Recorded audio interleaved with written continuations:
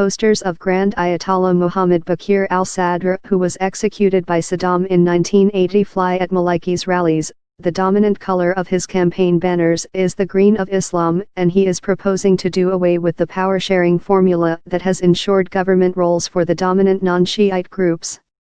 Sentenced to death under Saddam for being part of the outlawed Shiite Islamic Dawa party, Maliki spent nearly a quarter of century in exile, mainly in Syria and Iran, continually agitating for the dictator's downfall.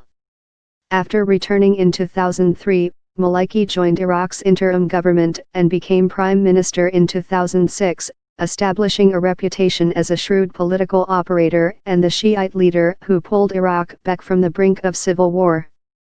Maliki's supporters praise him for signing Saddam's death warrant in 2006 and for refusing to allow U.S. forces to stay in Iraq beyond 2011. But during 8 years in office, Maliki was also perceived as an inveterate sectarian who alienated the minority Sunnis and Kurds by shutting them out of key security positions and undermining power sharing. When he became prime minister, he continued to function as an underground Dawa operative. He put in place shadow Dawa cells in each ministry reporting directly to him, and not the minister, said a non-Shiite who served in Maliki's cabinet.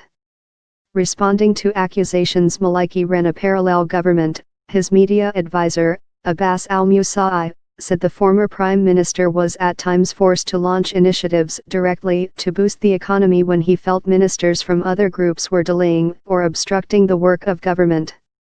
Blamed for letting Islamic State seize a third of Iraq in 2014, Maliki was blocked from winning a third term by Iraq's top Shiite cleric, Grand Ayatollah Ali al-Sistani, opening the door for Abadi to become prime minister.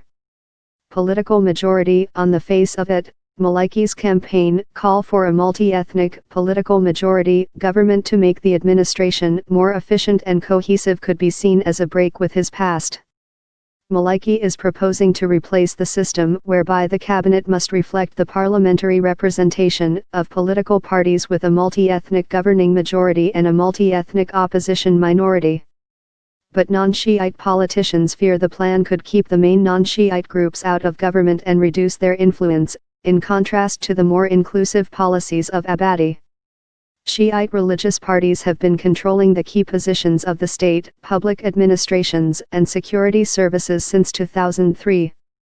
Having a political majority rule under these conditions will remove all the checks and balances non-Shiite parties have, said Jaber al-Jabari, a Sunni MP. Opponents say the proposed system would, in practice, allow a prime minister to choose Kurd or Sunni ministers who are not representatives of the main Kurdish or Sunni parties, as long as they were qualified and agreed on a common program. The claims that there is a deep state controlled by the Dawa is a big lie, said Saad al-Mutalabi, a lawmaker from Maliki's group in parliament. The previous, Maliki, governments were partnership cabinets and the political forces that took part in them share the credit of success and the blame of failure, he said. Maliki's followers see his removal in 2014 as a conspiracy because he championed Shiite interests in Iraq and the region.